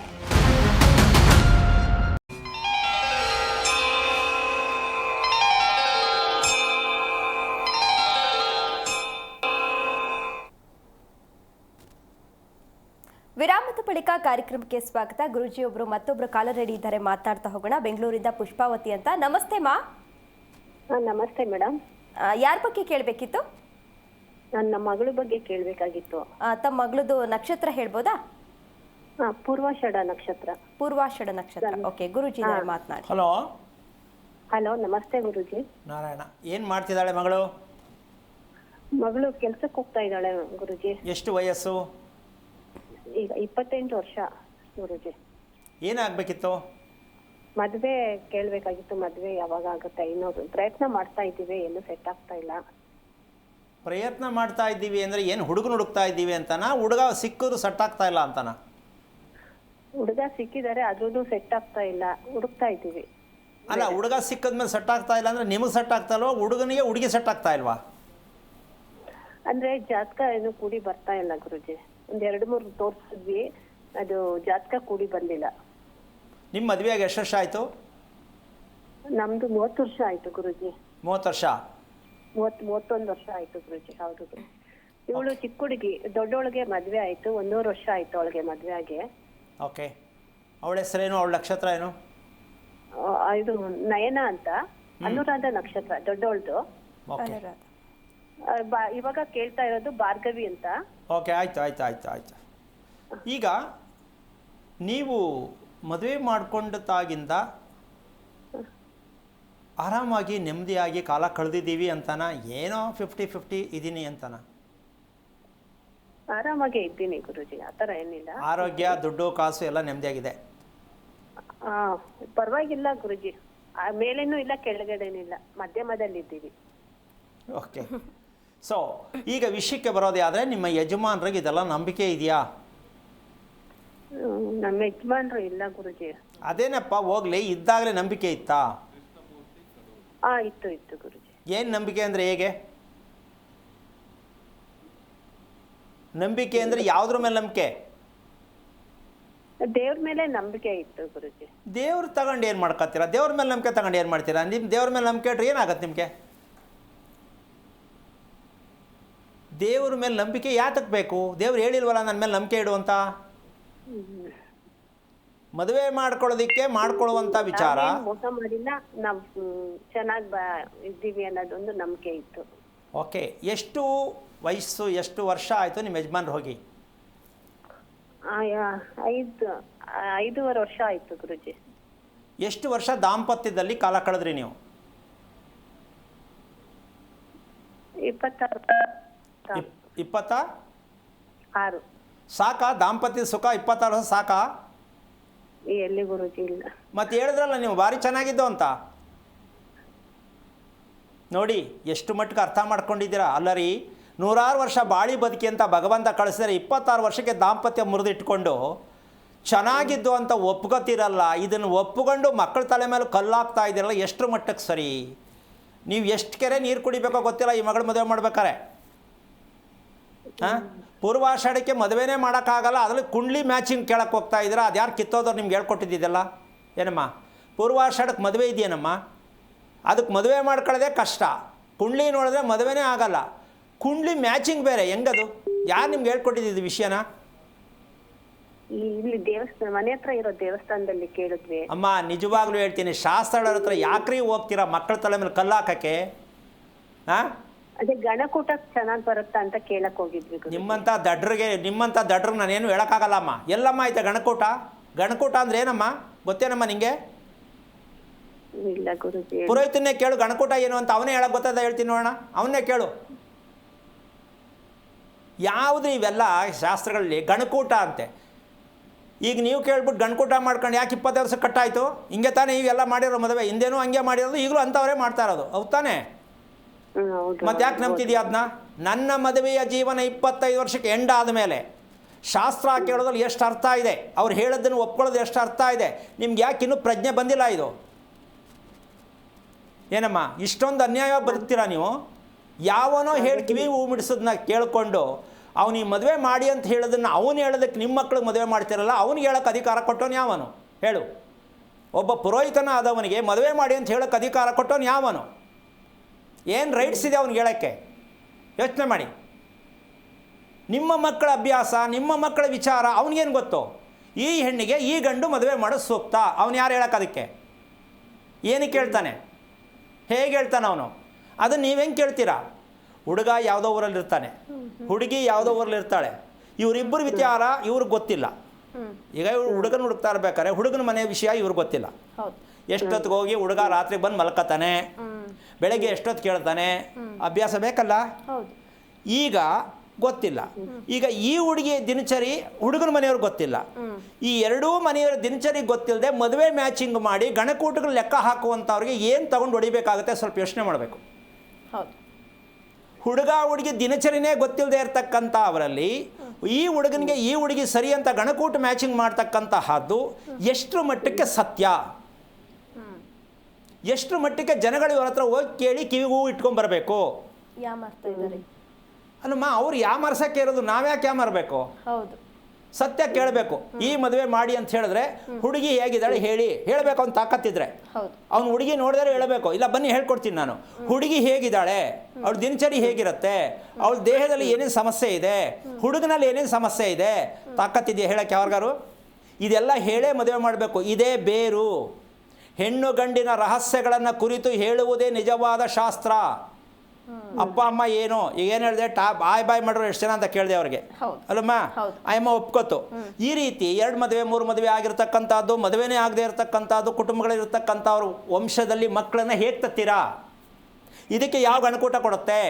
ಕುಟುಂಬದಲ್ಲೇ ಸರಿಯಾಗಿ ಬದುಕಿಲ್ಲ ಅಂದ ಮೇಲೆ ಆ ಹುಡುಗಿ ಆ ಹುಡುಗ ಚೆನ್ನಾಗಿರ್ತಾರೆ ಅಂತ ಗ್ಯಾರಂಟಿ ಏನು? ಸ್ವಲ್ಪ ಯೋಚನೆ ಮಾಡಬೇಕಲ್ಲ. ಹೌದು. ಅಮ್ಮ ಗೊತ್ತಾಯ್ತಾ? ಗಂಡುಕೂಟಗಳು ಕೇಳೋದು ಬಿಡ್ತೀಯಾ? ಹಾ ಬಿಡ್ತೀನಿ ಗುರುಜಿ. ನೀನು ಮಾಡಬೇಕಾದ ಕೆಲಸ ಏನು ಗೊತ್ತಾ? ಹಾ ನಿಮ್ಮ ಹುಡುಗಿಗೆ ಮಂಡಿ, ಕಾಲು, ಇಮ್ಡಿ ಯಾವ್ದು ನೋವು ಬರುತ್ತೆ? ಮಂಡಿ ನೋವು ಸ್ವಲ್ಪ ಬರುತ್ತೆ ಸರ್. ಸ್ವಲ್ಪನೇ ಬರಬೇಕು, ಇನ್ನು ದಿನ ಇರಬೇಕು ಅಂತನಾ? ಸ್ವಲ್ಪ ಅಂತ ನಿನಗೆ ಗೊತ್ತಿರೋದು ಅಷ್ಟೇ, ಕರೆಕ್ಟಾಗಿ ಕೇಳು. ಎರಡನೇದು, ಅವಳು ಮಲಗಿದಾಗ ಅವಳು ಉಸಿರಾಟದ ಬಗ್ಗೆ ತಿಳ್ಕೊಂಡಿದ್ಯೇನಮ್ಮ ನಿಮ್ಮ ಮಗಳದು? ಉಸಿರಾಟ ಮಲಗಿದ್ದಾಗ ಹಾಂ, ಯಾವ ಮಟ್ಟಕ್ಕೆ ಅವಳು ತೊಂದರೆ ಕೊಡ್ತಾ ಇದೆ ಅಂತ ತಿಳ್ಕೊಂಡಿದ್ಯಾ ನೀನು? ಆ ಥರ ಏನಿಲ್ಲ ಗುರುಜಿ. ನಿನಗೆ ಗೊತ್ತಿಲ್ಲ, ಕೇಳಿ ನೋಡು ಬಂದ ಮೇಲೆ. ಹಾ ಯಾಕೆ ಅಂದರೆ ಕಾಲು ನೋವು, ಇಮ್ಮಡಿ ನೋವು, ಮಂಡಿ ನೋವು ಬರಬೇಕಾದ್ರೆ ಉಸಿರಾಟ ಚೆನ್ನಾಗಿಲ್ಲದೆ ಇದ್ದವ್ರಿಗೆ ಈ ನೋವು ಬರೋದು. ಮದುವೆ ಆದವ್ರಿಗಲ್ಲ, ಮದುವೆ ಆದವ್ರಿಗೂ ಎಲ್ರಿಗೂ. ಈಗ ಯಾರಿಗೆಲ್ಲಮ್ಮ ಮಂಡಿ ನೋವು? ಆಲ್ಮೋಸ್ಟ್ ಎಲ್ರಿಗೂ ಇದೆ. ಆದರೂ ಉಸಿರಾಟ ಚೆನ್ನಾಗಿಲ್ಲದಕ್ಕೆ ಮಂಡಿ ನೋವು ಬರುತ್ತೆ ಅಂತ ಯಾರಿಗೂ ಇನ್ನೂ ಗೊತ್ತಿಲ್ಲ. ಹೌದು. ಆ ಹುಡುಗಿಗೆ ಮದುವೆ ಮಾಡೋಕ್ಕೆ ಹೊರಟಿದ್ದಾರೆ ಹೊರ್ತು ಇವರು ಆ ಹುಡುಗಿಗೆ ಎಲ್ಲಿ ನೋವಿದೆ ಅಂತ ಕೇಳಿಲ್ಲ. ಇವರು ಅಪ್ಪ ಅಮ್ಮ ಅಂತ ಅನ್ಕೋಬೇಕು. ಏನಮ್ಮ ತಾಯಿ ಇಷ್ಟು ಅನ್ಯಾಯ ನಮ್ಮ ಮಕ್ಳಿಗೆ ಮಾಡೋದು ನೀವು? ಹಾಂ, ಕೈ ಕಾಲು ಓಡಾಡ್ತಾ ಐತೆ, ಕಣ್ಣು ಬಿಡ್ತಾ ಐತೆ, ಊಟ ಮಾಡ್ತಾವಳೆ, ಕೆಲಸಕ್ಕೆ ಹೋಯ್ತಾವಳೆ, ಮದುವೆ ಮಾಡ್ಬಿಡೋದು. ಅವಳು ಆರೋಗ್ಯ ಕೇಳಂಗಿಲ್ಲ, ಅವಳು ನೆಮ್ಮದಿಯಾಗಿದ್ದಾಳ ಕೇಳಂಗಿಲ್ಲ, ಕರೆಕ್ಟಾಗಿ ಉಸಿರಾಡ್ತಾಳ ಕೇಳಂಗಿಲ್ಲ. ಏನಮ್ಮ ಇಷ್ಟು ಅನ್ಯಾಯ ಮಾಡ್ಬೋದಾ ನೀವು ತಾಯಿ ತಂದೆಗಳಾಗಿದ್ಕೊಂಡು? ಬೇಜಾರಾಯ್ತಾ? ಅರ್ಥ ಆಯ್ತಾ? ಇಲ್ಲ ನೀವ್ ಹೇಳಿ ಗುರುಜಿ. ಮದುವೆ ಮಾಡಕ್ಕೆ ಹೋಗ್ಬೇಡ, ಗಣಕೂಟ ಕೇಳಕ್ಕೆ ಹೋಗ್ಬೇಡ. ಗಣಕೂಟ ಕೇಳೋದ್ರಲ್ಲಿ ಅರ್ಥ ಇಲ್ಲ. ಮೊದಲು ಪೂರ್ವಾಷಾಢ ನಕ್ಷತ್ರಕ್ಕೆ ನಿಮ್ಮ ಯಜಮಾನರ ಜೊತೆಯಲ್ಲಿ ಒಡ ಹುಟ್ಟಿದ ಅಕ್ಕ ತಂಗಿಯರ ಹಣೆ ಬರವನ್ನು ತಿಳ್ಕೊಳ್ಳೋದಕ್ಕೆ ಮೊದಲು ಪ್ರಯತ್ನ ಮಾಡು. ಯಾರ ಜೊತೆ? ಅಕ್ಕ ತಂಗಿ. ಯಜಮಾನರ ಜೊತೆ ಹುಟ್ಟಿದಂಥ ಅಕ್ಕ ತಂಗಿಯರ ಕತೆ ತಿಳ್ಕೊ ಫಸ್ಟು. ಅಲ್ಲಿದೆ ನಿಮ್ಮ ಮನೆ ಸ್ಟೋರಿ. ಆ ಹುಡುಗಿ ತಿಳ್ಕೊಳ್ದೆ ಮೊದಲನೇದು ಆ ಕಳಿಸ್ಬಿಟ್ರಿ. ಇನ್ನು ನೆಕ್ಸ್ಟು ಮಗು, ಈಗ ಮದುವೆ ಆಯ್ತಲ್ಲ ಹಿಂದೆನೇ ಮಗು ಆಗ್ಬಿಡ್ಬೇಕು. ಮಗುನು ಪ್ಯಾಕೇಜು ಚೆನ್ನಾಗಿ ಕೇಳ್ತಾರೆ, ಆಡ್ಕೋತಾರೆ. ಒಂದು ಮಗು ಆಗ್ಲಿವಲ್ಲ ಇನ್ನೂ, ಎಂಥದೋ ಒಂದು ಆಗ್ಬಿಡಿ. ಎಂಥದೋ ಒಂದು ಮಗು ಆಗ್ಬೇಕೇನಮ್ಮ, ಎಂಥದೋ ಒಂದು. ಈ ಥರ ತಪ್ಪಾಗಿ ತಗೊಳ್ತೀವಿ. ಜನಕ್ಕೋಸ್ಕರ ಮದುವೆ ಮಾಡಬೇಡಿ, ಜನಕ್ಕೋಸ್ಕರ ಮಕ್ಕಳು ಮಾಡೋಕ್ಕೆ ಪ್ರಯತ್ನ ಮಕ್ಕಳಿಗೆ ಹೇಳ್ಕೊಡ್ಬೇಡಿ. ಮಕ್ಕಳು ಆರೋಗ್ಯವಂತರಾಗಿದ್ದೀರಾ ನೋಡ್ಕೊಂಡು ಮದುವೆ ಮಾಡಿ, ಮದುವೆ ಆದಮೇಲೆ ಆರೋಗ್ಯವಾಗಿದ್ದೀರಾ ನೋಡ್ಕೊಳ್ಳಿ. ಇಷ್ಟು ಬಿಟ್ಟರೆ ನೀವು ಮ್ಯಾಚಿಂಗು, ಗಣಕೂಟ ಇವೆಲ್ಲ ನಂಬೋದ್ರಲ್ಲಿ ಮಾಡೋದ್ರಲ್ಲಿ ನಿಮ್ಮಿಷ್ಟ. ನಾನು ಒತ್ತಾಯ ಮಾಡ್ತಾ ಹೇಳ್ತಾ ಇಲ್ಲ, ಇದೆಲ್ಲ ನಂಬೋದನ್ನು ಬಿಡಿ. ಬದಲು ವಿವರ ಕೇಳಿ. ಏನು ನನ್ನ ಮಗಳು ಪೂರ್ವಾಷಾಢ ನಕ್ಷತ್ರಕ್ಕೆ ಹುಟ್ಟಲು ಕಾರಣ ಏನು ಅಂತ ನಿಮ್ಮ ಮನೆ ದೇವಸ್ಥಾನದಲ್ಲಿ ಕೂತಿರೋ ಪುಣ್ಯಾತ್ಮನ ಕೇಳಮ್ಮ, ಹೇಳ್ತಾರ ನೋಡೋಣ ಅವರು ತಾಯಿ. ಈಗ ಕೇಳಿ, ಪಂಚಾಂಗ ಮುಚ್ಬಿಟ್ಟು ಎದ್ದೋಡಬಿಡ್ತಾನೆ ಮನುಷ್ಯ. ನನ್ನ ಮಗಳು ಪೂರ್ವಾಷಾಢ ನಕ್ಷತ್ರಕ್ಕೆ ಏನು ಕೊಟ್ಟದ್ದು ಸ್ವಾಮಿ ಹೇಳಿ ಅಂತ ಹೇಳಿ ನೋಡೋಣ. ಯಾರಿಗೈತೆ ತಾಕತ್ ಹೇಳಕ್ಕೆ? ಯಾರು ಹೇಳಲ್ಲ ಗುರುಜಿ. ಮತ್ತೆ ಹಂಗಿದ ಮೇಲೆ ಅವ್ರ ಹತ್ರ ಹೋಗ್ತಿರಲ್ಲಮ್ಮ ನೀವು. ಒಂದು ಮಗು ನಕ್ಷತ್ರದಲ್ಲಿ ಏನು ಕೊಡ್ತು ಅಂತ ಹೇಳ್ದೇ ಇರತಕ್ಕಂತಹ ಅವಿವೇಕಿಗಳ ಹತ್ರ, ಅಜ್ಞಾನಿಗಳ ಹತ್ರ ಏನಕ್ಕೆ ಹೋಗ್ತೀರಾ? ನೀವೇ ಹೇಳ್ಬಿಡಿ ಗುರುಜಿ. ನೋಡಿ ಹಿಂಗೇನೆ ಎಲ್ಲಿ ಸಿಗ್ತಾರೆ ಮಾಂಗಲ್ಯ ಕಟ್ಬಿಡೋದು ಸರ್ಕಲಲ್ಲೇ. ಅಯ್ಯೋ ಏನಮ್ಮ, ಎಲ್ಲೋ ಕೂತ್ಕೊಂಡು ಹೇಳ್ಬಿಡಿ ಅಂತೀರ ತಾಯಿ. ಹೇಳುವಂಥ ವಿಷಯನ ಇದು. ಈ ಥರ ಸೋಮಾರಿ ತಂದಿಂದ ಮಕ್ಕಳನ್ನ ನೀವು ನಿಜವಾಗ್ಲೂ ದಾರಿ ತಪ್ಪಿಸ್ತಾ ಇದ್ದೀರ ಪ್ರತಿಯೊಬ್ಬರು ಕೂಡ. ಇದೆಲ್ಲ ಅಭ್ಯಾಸ ಇಟ್ಕೋಬೇಡಿ. ನನ್ನ ದಾಂಪತ್ಯ ಏನಕ್ಕೆ ಕಟ್ಟಾಯಿತು, ನನ್ನ ಮಾಂಗಲ್ಯ ಸ್ಥಿತಿ ಇಷ್ಟು ಬೇಗ ಏನಕ್ಕೆ ಭಂಗ ಆಯಿತು, ಇದನ್ನು ಮೊದಲು ತಿಳ್ಕೊತಾಯಿ. ಈ ಕರ್ಮ ತೊಳಿದೇನೆ ನೀನು ಕನ್ಯಾದಾನ ಮಾಡಿದ್ರೆ ಆ ಹುಡುಗಿ ತಲೆ ಮೇಲೆ ಏನಕ್ಕೆ ಒಂದು ಹಾಕ್ಬಿಟ್ಟಿದ್ಯಾ, ಇನ್ನೊಂದಕ್ಕೆ ಏನಕ್ಕೆ ಹಾಕ್ತೀಯಾ? ಈ ಸತ್ಯ ತಿಳ್ಕೊ ಫಸ್ಟು. ನಿನ್ನ ದಾಂಪತ್ಯ ಏಕೆ ಮುಟಕಾಯಿತು ಈ ತಿಳ್ಕೊಳ್ಳದೆ ನೀನು ಶಾಸ್ತ್ರ ಕೇಳಿದ್ರೆ ನಾಳೆ ಆ ಮಕ್ಕಳದು ಪಾಪ ನೀನು ಕಣ್ಣಲ್ಲಿ ನೋಡೋದು ಬೇಡ. ಒಳ್ಳೇದಾಗಲಿ, ಧೈರ್ಯವಾಗಿರು. ಓಕೆ, ಧನ್ಯವಾದಮ್ಮ ಕರೆ ಮಾಡಿದ್ದಕ್ಕಾಗಿ. ಈಗ ಮತ್ತೊಬ್ರು ಕಾಲರ್ ರೆಡಿ ಇದ್ದಾರೆ, ಕಡೂರಿಂದ ಕೃಷ್ಣಮೂರ್ತಿ ಅಂತ. ನಮಸ್ತೆ ಸರ್. ನಮಸ್ಕಾರ ಮೇಡಮ್ ಅವರೇ. ಯಾರ ಬಗ್ಗೆ ಕೇಳಬೇಕಿತ್ತು ಮೇಡಮ್? ನಮ್ಮ ಬಗ್ಗೆ ಮೇಡಮ್ ಒಂದು ಮನೆ ಕಟ್ತಿದ್ದೀವಿ. ಓಕೆ, ನಕ್ಷತ್ರ ಹೇಳಿ ಮೇಡಮ್. ನಮ್ದು ರೋಹಿಣಿ ನಕ್ಷತ್ರ, ಮಿಥುನ ರಾಶಿ ನಮ್ದು. ಗುರುಜಿ ಇದ್ದಾರೆ, ಮಾತನಾಡಿ ಸರ್. ಹಲೋ ಸರ್ ನಮಸ್ಕಾರ ಸ್ವಾಮೀಜಿ. ನಾರಾಯಣ, ಏನು ಓದಿದ್ಯಾ ಅಣ್ಣ? ಸ್ವಾಮಿ ನಾವು ಓದಿಲ್ಲ ಸ್ವಾಮಿ, ಮನೆಯಲ್ಲಿ ರೈತರು ಸ್ವಾಮಿ. ತುಂಬ ಒಳ್ಳೇದಾಯಿತು. ಓದಿರೋರು ನಾನು ಸ್ವೀಕಾರ ಮಾಡಿ ಫಸ್ಟ್ ಕ್ಲಾಸ್ ಸನ್ಮಾನ ಮಾಡ್ತೀನಿ. ಸ್ವಾಮಿ ನಮ್ಮ ಮಿಸ್ಟರ್ ಛತ್ರಿಗೆ ಮನೆ ಕಟ್ತೀವಿ ಸ್ವಾಮಿ. ಇಬ್ಬರ ಗಂಡು ಮಕ್ಕಳು ಬೀಳ್ತಾಳ ಏಟಲ್ಲಿ. ಸರಿ ಹೇಳಿ. ಇಬ್ಬರ ಗಂಡು ಮಕ್ಕಳು ಮನೆ ಕಟ್ತೀವಿ, ಹೊಸ ಮನೆ ಒಬ್ಬರಿಗೆ. ಹಾಂ, ಅದು ಸ್ವಾಮಿ ಆಯ ಮಾಡ್ಸಿರೋದು 21, 29ಕ್ಕೆ. ಯಾವ್ದು 29, ಯಾವ್ದು 21? ಪೂರ್ವ ಪಶ್ಚಿಮ 21. ಹಾಂ, ಉತ್ತರ ದಕ್ಷಿಣ 29ಕ್ಕೆ ಆಯ ಮಾಡ್ಸಿದೀವಿ. ಓಕೆ, ಆಯಾ ಅವ್ರು ಮಾಡಿಕೊಟ್ರೆ ನೀವೇ ಕೇಳಿದ್ರೆ ಇಷ್ಟು ಬೇಕು ಅಂತ? ಇಲ್ಲ ಸ್ವಾಮಿ, ಅವರೇ ಮಾಡ್ಕೊಡ್ರಿ ಸ್ವಾಮಿ. ಇವರೇ ಒಬ್ಬರು ಐನಾರದ ನಮ್ಮ ಸ್ವಾಮಿಗಳು, ಅವ್ರು ಕೇಳಿ ಸ್ವಾಮಿ. ಓಕೆ, ಮನೆ ಮಾಡಾಯ್ತಾ? ಇಲ್ಲ ಸ್ವಾಮಿ, ಲಿಂಕ್ ಲೆವೆಲ್ ಬೇಸ್ ಸ್ವಾಮಿ, RCC ಲೆವೆಲ್ಗೆ. ಯಾವುದು ರಸ್ತೆ ಸೈಟ್ಗೆ? ಉತ್ತರ ಭಾಗ ರಸ್ತೆ ಸ್ವಾಮಿ. ಉತ್ತರದ ರಸ್ತೆನಾ? ಉತ್ತರ ರಸ್ತೆ ಸ್ವಾಮಿ. ಬಾಗಿಲು? ಉತ್ತರ ಭಾಗ ಸ್ವಾಮಿ. ಯಾವುದು ಬಾಗಿಲು? ಉತ್ತರ ಬಾಗಿಲು ಉತ್ತರಕ್ಕೆ ಬಾಗಿಲು, ಉತ್ತರಕ್ಕೆ ರಸ್ತೆ. ಉತ್ತರಕ್ಕೆ ರಸ್ತೆ ಸ್ವಾಮಿ. ಮೆಟ್ಲು ಹಾಕಿದ್ದೀರಾ? ಸರ್ ಇನ್ನು ಆರ್ಸಿ ಲೆವೆಲ್ ಬಂದಿತ್ತು ಮನೆ. ಅಲ್ಲ, ಮೆಟ್ಲು ಹಾಕ್ತಿರ್ತಾನೆ. ಆಗ್ತದೆ ಸ್ವಾಮಿ. ಎಲ್ಲ ಹಾಕ್ತೀರಾ ಮೆಟ್ಲನ್ನ?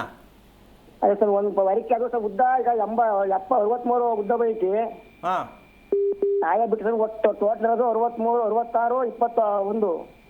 ನಾನು ಕೇಳ್ತಿರೋದು ಏನು ಅಂದರೆ, ನೀವು ಈಗ ಕಟ್ಟಿರೋ ಮನೆಗೆ, ನಿಂಟ್ಲ್ ಲೆವೆಲ್ಗೆ ಬಂದಿರೋ ಮನೆಗೆ ಮೆಟ್ಲು ಹಾಕ್ತೀರಾ ಇಲ್ವಾ ಅಂತ ಕೇಳಿದೆ. ಮೆಟ್ಲು ಹಾಕ್ತೀವಿ ಸರ್, ಮೆಟ್ಲು ಹಾಕ್ತೀವಿ. ಸಾಯ್ತಾ? ಇಲ್ಲ ಸರ್, ಇನ್ನು ಹಾಕಿಲ್ಲ, ಹಾಕ್ಬೇಕು. ಎಲ್ಲಿ ಹಾಕಬೇಕು ಅಂತ ಐಡಿಯಾ ಮಾಡಿದ್ದೀರಾ? ಸರ್ ಅದೇ ಉತ್ತರ ಬಾಗಿಲಿಗೆಲ್ಲ ಬಾಗಲ್ತಾರ, ಪೂಜಾ ಬಾಗಲ್ತಾರ. ಅದು ನೀವೇ ತಿಳ್ಕೊಂಡಿದ್ದಾ, ಇನ್ನೋರು ಹೇಳಿದ್ದಾ? ಸರ್ ಇಲ್ಲ, ಐನಾರು ಕೇಳಿದ್ವು, ಉತ್ತರ ಭಾಗಕ್ಕೆ ಹಾಕ್ರಿ 3 ಮೆಟ್ಲ ಅಂದರು. ಹಾಂ, ಎಂಥ ಗಣಪಂಡಿತನ ಹತ್ರ ಹೋಗಿದ್ದೀರಿ ನೀವು ಅಂದರೆ. ಅಲ್ಲ ರೀ, ಐನೋರುಗಳಿಗೆ ಪಂಚಾಂಗ ಹೇಳೋರು, ಪೂಜೆ ಮಾಡೋರಿಗೆ ಮನೆ ಕಟ್ಟೋದು ಗೊತ್ತೇನ್ರಿ? ಅದೇ ಸರ್ ಗೊತ್ತಿಲ್ಲ ಸರ್, ಹಿಂಗೆ ನಾವು ಓದಿಲ್ಲ. ಅಲ್ಲ, ಒಂದು ನಿಮಿಷ ಏನು ಹಿಂಗೆ ಓಡ್ತಾ ಇದ್ದೀರಲ್ಲ ನೀವು? ಪೂಜೆ ಮಾಡೋರಿಗೆ ಮನೆ ಕಟ್ಟೋದು ಗೊತ್ತಾ? ಇಲ್ಲ ಸರ್. ಮತ್ತೆ ಏನಕ್ಕೆ ಹೋಗ್ತೀರಾ ಅವ್ರ ಹತ್ರ? ಗೊತ್ತಿಲ್ಲ ಸ್ವಾಮಿ. ಅಲ್ಲಪ್ಪ, ನಿಮ್ಗೇನು ಮನೆ ಕಟ್ಟಬೇಕು, ದುಡ್ಡು ಏನಾದ್ರು ಫ್ರೀ ಬಿದ್ದಿದೆಯಾ ಮನೆ ರೋಡಲ್ಲಿ? ಹಾಂ, ಇಲ್ಲ ಸರ್, ಕಟ್ಟಿರೋದು ಮನೆ ಆಯಾ ಹಾಕ್ಕೊಂಡಿರ್ತಕ್ಕಂಥದ್ದನ್ನೇ ಅವ್ರಿಗೆ ಯಾವ ಮಟ್ಟಿಗೆ ಕೇಳಬೇಕು ಪದಗಳು ನನಗೆ ಗೊತ್ತಿಲ್ಲ. ಉತ್ತರ ದಕ್ಷಿಣ ಜಾಸ್ತಿ ಇದ್ರೆ ಏನಾಗುತ್ತೆ ಗೊತ್ತಾ? ತಲೆ ಮೇಲೆ ಕೈ ಇಟ್ಕೊಂಡು ಯಾರಿಗ ಹಾರ್ಟ್ ಅಟ್ಯಾಕ್ ಆಗುತ್ತೆ ಅಂತ ಯೋಚನೆ ಮಾಡಕ್ಕೆ ಮನೆ ಕಟ್ತಾ ಇದ್ದೀರಾ. ಕೇಳಿ ಅಯ್ಯಪ್ಪನಿಗೆ ಗೊತ್ತಾ? ನಿಮಗೆ ಪುರೋಹಿತ ಹೇಳ್ಕೊಟ್ನಲ್ಲ, ಉತ್ತರ ದಕ್ಷಿಣಕ್ಕೆ ಮನೆ ಕಟ್ಟಿದ್ರೆ ಮನೆಯಲ್ಲಿರೋರು ಏನಾಗ್ತಾರೆ ಅಂತ ಕೇಳಿ ಅವನಿಗೆ ಗೊತ್ತಾ? ಕೇಳಿ ಫಸ್ಟ್ ಹೋಗಿ ನೀವು. ಈ ಥರ ತಪ್ಪು ಮಾಡಿ ನಮ್ಮ ದೇಶ ಏನಕ್ಕೆ ಬೆಂಕಿ ಇಕ್ತೀರಾ ಹಿಂಗೆಲ್ಲ ಹೇಳಿ ಗೊತ್ತಿಲ್ಲ ಅಂದರೆ ಬಾಲ ಮುಚ್ಕೊಂಡು ಸುಮ್ಮನಿರಿ. ಜನಗಳಿಗೆ ಯಾಕೆ ತಪ್ಪು ಮಾಹಿತಿ ಕೊಡ್ತೀರ ಅಂತ ಕೇಳಿ. ನಿಮಗೆ ಈಗ ಗೊತ್ತಾಗಲ್ಲ, ಮೆಟ್ಲು ಹಾಕಕ್ಕೆ ಹೋಗಬೇಡಿ. ಅಲ್ಲಿ ನಿಜವಾಗ್ಲೂ ನೀವು ತಿಳ್ಕೊಬೇಕು ಅನ್ನೋ ಆಸಕ್ತಿ ಇದ್ದರೆ ಆ ಮನೆ ಅಳತೆ ತೊಗೊಂಡು ಬಂದು ಇನ್ನು ಉಳಿಕೆ ಜಾಗ ಎಷ್ಟಿದೆ ಅದೆಲ್ಲ ತೊಗೊಂಡು ತಿಳ್ಕೊಳ್ಳೋ ಪ್ರಯತ್ನ ಮಾಡಿ, ಹಾಕಕ್ಕೆ ಹೋಗಬೇಡಿ. ಮುಂದಕ್ಕೆ ಸರ್ ಇನ್ನೂ 75 ಸರ್ ರೋಡಿಗೆ. ಒಂದು ನಿಮಿಷ, ಮತ್ತೆ ಅದನ್ನೇ ಮಾತಾಡ್ತಿಲ್ಲ. ಅದು ಏನಾಯ್ತೋ ಬರ್ಕೊಳ್ಳಿ. ಮನೆ ಅಳತೆ ಪ್ಲ್ಯಾನ್ ಇದ್ದರೆ ಪ್ಲ್ಯಾನ್ ತೊಗೊಳ್ಳಿ, ಅಳತೆ ತೊಗೊಳ್ಳಿ, ಬನ್ನಿ ಹೇಳ್ಕೊಡ್ತೀನಿ. ಸರಿಯಾದ ರೀತಿಯಲ್ಲಿ ತಿಳ್ಕೊಂಡು ಮೆಟ್ಲು ಹಾಕಿ ಮನೆಯನ್ನು ಸರಿ ಮಾಡ್ಕೊಳ್ಳೋಕೆ ಪ್ರಯತ್ನ ಮಾಡಿ. ದಯವಿಟ್ಟು ಹೇಳ್ತೀನಿ ತಿಳ್ಕೊಳ್ಳಿ. ಮತ್ತೆ ತಪ್ಪು ಮೇಲೆ ತಪ್ಪು ಮಾಡ್ಕೊಂಡೆ ಅನುಭವಿಸೋರಿ ನೀವು. ನಾನು ನಿಮ್ಮನ್ನು ಒತ್ತಾಯ ಮಾಡ್ತಾ ಇಲ್ಲ ತಿಳ್ಕೊಳ್ಳೋಣ, ಏನೋ ಕರೆ ಸಿಕ್ಕೈತೆ, ಭಗವಂತ ನಮ್ಗೆ ದಾರಿ ಕೊಟ್ಟಿದ್ದಾನೆ ಅಂತ ತಿಳ್ಕೊಳ್ಳೋ ಪ್ರಯತ್ನ ಮಾಡಿ. ಒಳ್ಳೆಯದಾಗಲಿ. ಓಕೆ, ಧನ್ಯವಾದ ಸರ್ ಕರೆ ಮಾಡಿದ್ದಕ್ಕಾಗಿ. ಗುರೂಜಿ, ನಾವಾಗಲೇ ಸೂರ್ಯದೇವನ ಬಗ್ಗೆ ಮಾತನಾಡ್ತಿದ್ವಿ. ನೀವು ದೇವರಿಗೆ ಯಾರು ಪ್ರಿಯ, ಯಾರು ಇಷ್ಟ ಇಲ್ಲ ಅಂತ ಹೇಳ್ತಾ ಇದ್ರಿ. ಮೊದಲು ನಾವು ಸೂರ್ಯದೇವನಿಗೆ ಪೂಜೆ ಮಾಡಬೇಕು ಅಂತ ಹೇಳಿದ್ರಿ. ಸೂರ್ಯದೇವನ ಆರಾಧನೆ ಹೇಗಿರಬೇಕು? ಇಲ್ಲಿ ನಾವು ಸೂರ್ಯನಿಗೆ ಆರಾಧನೆ ಮಾಡ್ತಕ್ಕಂಥದ್ದು ನಮ್ಮ ಕೈಯಲ್ಲಿಲ್ಲ. ಅವ್ರನ್ನ ಮೊದಲು ಎಲ್ಲಿ ಕೂರಿಸ್ಕೋಬೇಕು ಅಂತ ತಿಳ್ಕೋಬೇಕು. ಸೂರ್ಯದೇವನ ಗೆಸ್ಟೇ ಬಂದಿಲ್ಲ, ಏನು ಸ್ವೀಟ್ ಮಾಡಲಿ ಅಂದರೆ ಗೆಸ್ಟೇ ಇಲ್ಲ, ಸ್ವೀಟ್ ಮಾಡ್ಕೊಂಡು ಏನು ಮಾಡ ಟೇಸ್ಟ್ ಅಂದರೆ ವಿಚಾರ ಇಷ್ಟೇ. ಈಗ ಕಾರ್ಯಕ್ರಮದಲ್ಲಿ ನಾನು ಪ್ರತಿಯೊಬ್ಬರಿಗೂ ಮನೆ ಬಗ್ಗೆನೇ ವಿವರಣೆ ಕೊಡ್ತಾ ಇದ್ದೀನಿ. ಹೌದಾ? ಈ ಮನೆಗೆ ಮುಖ್ಯವಾಗಿರ್ತಕ್ಕಂತಹ ಅತಿ ಮುಖ್ಯವಾಗಿರ್ತಕ್ಕಂಥ ಸ್ವತಂತ್ರ ಗ್ರಹ ಯಾರಿಗೂ ತಲೆಬಾಗದೇ ಇರತಕ್ಕಂಥ ವಿಚಾರ ಹೆಣ್ಣು ಮಕ್ಕಳಿಗೆ ಇದ್ದಾಗ ಮನೆ ಏನಾಗತ್ತೆ ಅನ್ನೋ ಉದಾಹರಣೆ ಕೊಟ್ಟೆ. ಅದು ಗಂಡಸರಿಗೂ ಆಗ್ಬೋದು, ಹೆಂಗಸರಿಗೂ ಆಗ್ಬೋದು. ನಾನು ಅಂತಕ್ಕಂಥದ್ದು ಯಾರಲ್ಲಿಲ್ಲ, ಎಲ್ಲರಲ್ಲೂ ಇದೆ ಅಂತ ಹೇಳೋದು ಬೇಡ, ಕೆಲವರಲ್ಲಿ ಇರುತ್ತೆ. ಓಕೆ, ಯಾಕೆ ಬಂತದ್ದು? ನಾನು ಅನ್ನೋ ಅಹಂಕಾರ ಯಾಕೆ ಬರುತ್ತೆ ಅಂದಾಗ ಅಲ್ಲಿ ವಿಷಯ ಇಷ್ಟೇ. ಅದಕ್ಕೆ 75% ಇಡೀ ಗ್ರಹಗಳನ್ನು ನಾವೇನು ಅನ್ಕೋತಾ ಇದ್ದೀವೋ, ಯಾವುದೋ ಗ್ರಹ ಏನು ಕೇಳ್ತೀವೋ, ಈ ಒಂದು ಗ್ರಹ ಸೂರ್ಯ ಗ್ರಹ 75% ದಾಂಪತ್ಯಕ್ಕೆ ಬುದ್ಧಿ ಕಲಿಸುವ ಗ್ರಹ. ಸೂರ್ಯ ದಾಂಪತ್ಯಕ್ಕೆ ಬುದ್ಧಿ ಕಲಿಸುವ ಗ್ರಹ ಯಾರು? ಸೂರ್ಯ. ತಗ್ಗುವುದಕ್ಕೆ ಬಗ್ಗುವುದಕ್ಕೆ ಎರಡು ವಿಧ. ಒಂದು ತಗ್ಗುವುದು, ತಲೆ ತಗ್ಗಿಸುವುದು, ಒಂದು ತಲೆ ಎತ್ತುವುದು. ಇವೆರಡಕ್ಕೂ ಕಾರಣಕರ್ತ ಸೂರ್ಯ. ಈಗ ಯಾರೋ ಮಾಡಿಟ್ಟಿದ್ದಲ್ಲ ಅದು, ಹೌದಾ? ಸೂರ್ಯನ ಯಾರು ಮಾಡಿಲ್ಲ ತಾನೆ, ಸೂರ್ಯ ಚಂದ್ರ ಅವರೇ ಆಗಿರೋದು, ಹೌದಾ? ಈಗ ಅದು ಸತ್ಯ ಅಂತ ಒಪ್ಕೋಬೇಕು ತಾನೆ. ಇವ್ರನ್ನ ಕೂರಿಸ್ಕೊಡ್ರಿ ಮನೇಲಿ. ಯಾರನ್ನ ಕೂರಿಸ್ಕೋಬೇಕು?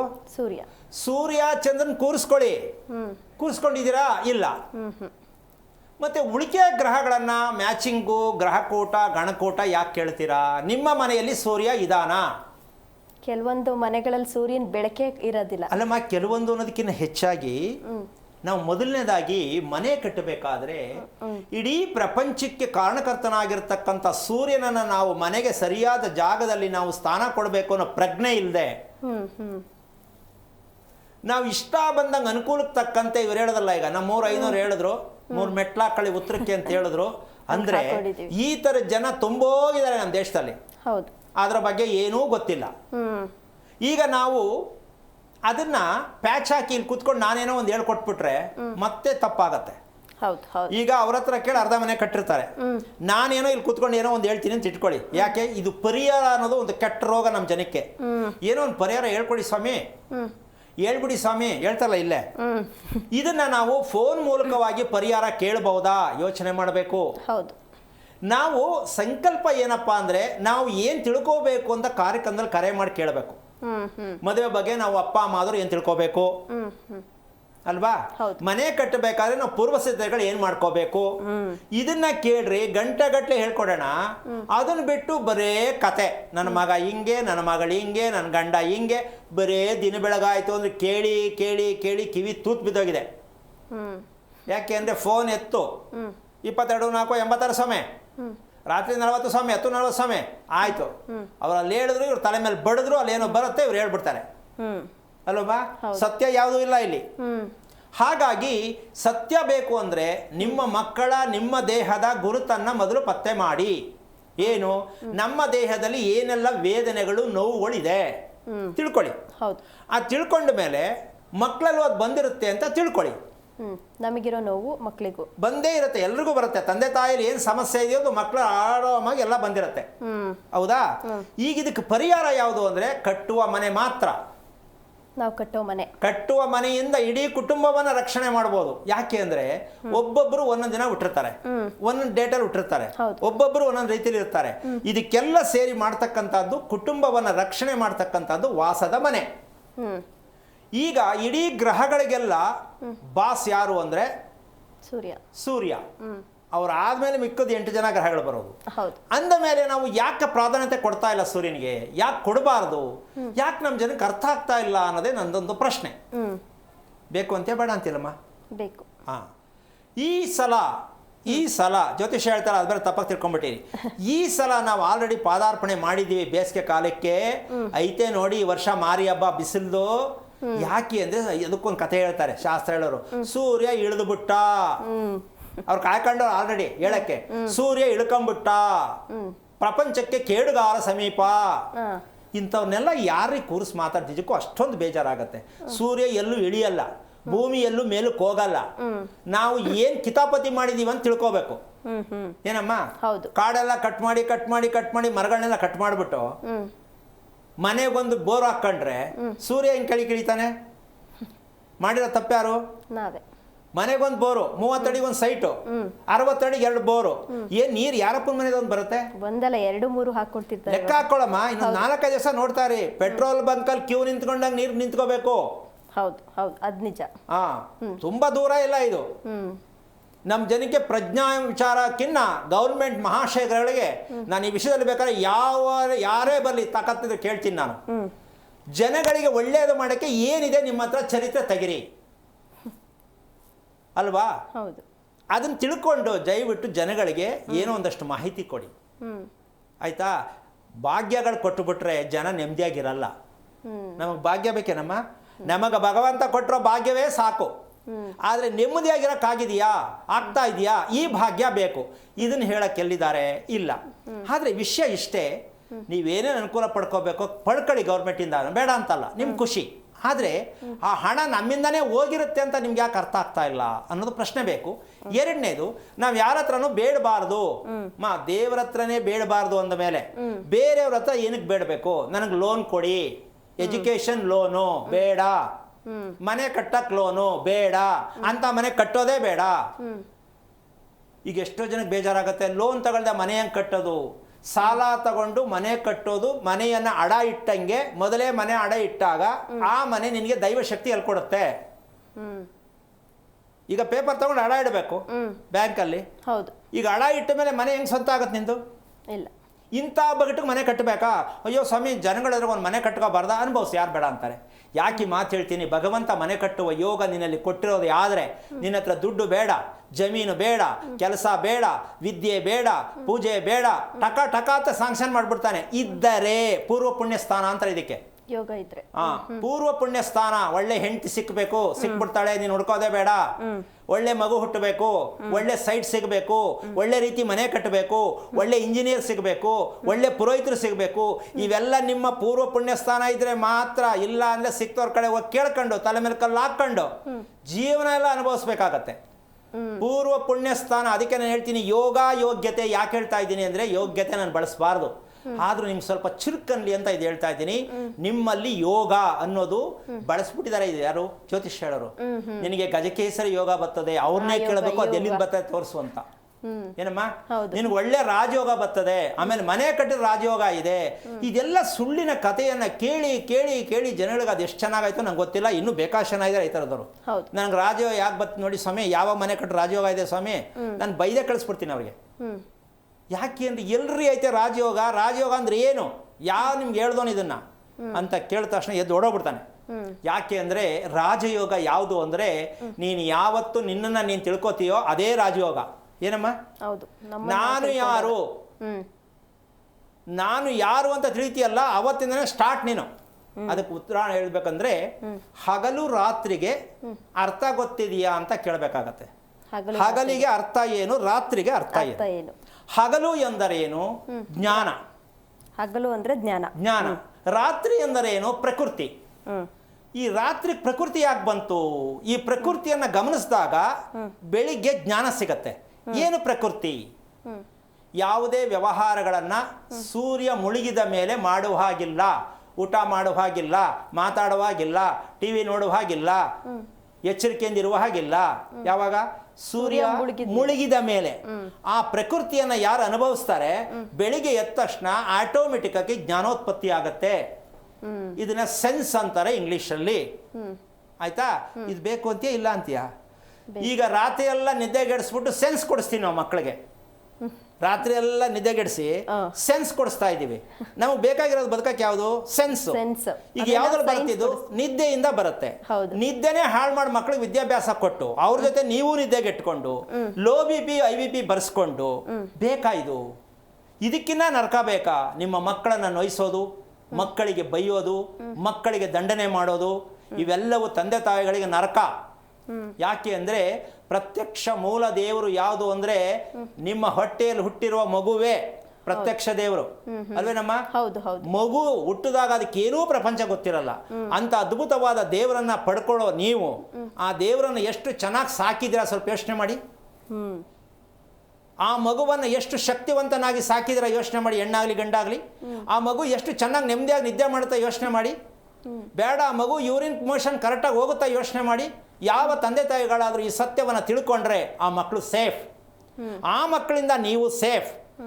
ನಿಮಗೂ ಗೊತ್ತಿಲ್ಲ, ಸಮಯ ಪ್ರಜ್ಞೆ ಇಲ್ಲ, ಮಕ್ಕಳಿಗೂ ಸಮಯ ಪ್ರಜ್ಞೆ ಕೊಟ್ಟಿಲ್ಲ ಅಂದ್ರೆ ಇದೆಲ್ಲ ಹೇಳಿದ್ಮೇಲೆ ಇದೆಲ್ಲ ಇವರೊಬ್ಬರಿಗೆ ಮಾತ್ರ ಗೊತ್ತಾ, ಇನ್ನು ಮಿಕ್ಕವ್ರು ಯಾರು ಗೊತ್ತಿಲ್ವಾ ಅಂತ ಎಷ್ಟೋ ಜನ ಅತಿ ಬುದ್ಧಿವಂತರು ಮಾತಾಡ್ಕೋತಾರೆ. ಈಗ ನಾನು ಹೇಳಿದ್ದಲ್ಲ, ಇವರೊಬ್ಬರಿಗೆ ಏನೋ ಗೊತ್ತಿರೋದು, ಯಾರು ಗೊತ್ತಿಲ್ವಾ? ಗೊತ್ತಿಲ್ಲ ಅನ್ನೋದನ್ನೇ ಗೊತ್ತಿರುವ ರೀತಿಯಲ್ಲಿ ಹೇಳ್ಕೊಡ್ತಾ ಇರೋದು. ಹೌದು. ಅದನ್ನು ತಿಳ್ಕೊಳ್ಳಿಲ್ಲ ಅಂದರೆ ನನಗೇನು ಅಭ್ಯಂತರ ಇಲ್ಲ, ತಿಳ್ಕೋಬೇಕು ಅಂತ ನಾನೆಲ್ಲೂ ಹೇಳ್ತಾ ಇಲ್ಲ. ಇಷ್ಟಂತೂ ವಿಚಾರವನ್ನು ತಿಳಿಸಿದ್ದೀನಿ. ಯಾಕೆ ಅಂದರೆ ನೀವು ಹಗಲು ರಾತ್ರಿಗೆ ಸತ್ಯ ತಿಳ್ಕೋಬೇಕು. ಸೂರ್ಯನನ್ನು ಯಾವ ರೀತಿಯಾಗಿ ನೀವು ಸ್ವೀಕಾರ ಮಾಡಬೇಕು, ಸೂರ್ಯ ಭಗವಂತನ ಅಂತಕ್ಕಂಥ ವಿಚಾರವನ್ನು ತಿಳ್ಕೊಳ್ಳೋದೆ ನಿಮ್ಮ ಮೂಲ ತತ್ವ ಸಿದ್ಧಾಂತ ಆಗಿರುತ್ತೆ ಅಂತ ಹೇಳ್ತಾ ಕಾರ್ಯಕ್ರಮ ಮುಗಿಸ್ತಾ ಇದ್ದೀನಿ. ಜೈ ಶ್ರೀರಾಮ್. ಓಕೆ, ಧನ್ಯವಾದ ಗುರೂಜಿ. ಕಾರ್ಯಕ್ರಮದಲ್ಲಿ ಭಾಗಿಯಾಗಿ ಹಲವಾರು ವಿಚಾರಗಳನ್ನು ತಿಳಿಸ್ಕೊಟ್ಟಿದ್ದಕ್ಕಾಗಿ. ನೋಡಿದ್ರಲ್ಲ ವೀಕ್ಷಕರೇ, ಇದಾಗಿತ್ತು ಈ ಹೊತ್ತಿನ ವಿಶೇಷ ಕಾರ್ಯಕ್ರಮ. ಮತ್ತಷ್ಟು ವಿಶೇಷ ಕಾರ್ಯಕ್ರಮಗಳಿಗಾಗಿ ನೋಡ್ತಾ ಇರಿ ಜಿ ಕನ್ನಡ ನ್ಯೂಸ್, ಸತ್ಯವೇ ಸುದ್ದಿಯ ಜೀವಾಳ. ಹೆಚ್ಚಿನ ಮಾಹಿತಿಗಾಗಿ ಸಂಪರ್ಕಿಸಿ ಶ್ರೀಮಾನ್ ಶ್ರೀ ಪುರುಷೋತ್ತಮ್ ದೇಶಿಕ್ ಗುರೂಜಿ, ಶ್ರೀ ಧರ್ಮ ಮಾರ್ಗ ಕಚೇರಿ, ನಂಬರ್ 532, ಮಲಥಳ್ಳಿ ಮುಖ್ಯ ರಸ್ತೆ, ಬೆಂಗಳೂರು 560056. ದೂರವಾಣಿ ಸಂಖ್ಯೆ 9148639933, 8618915231, 9108258834.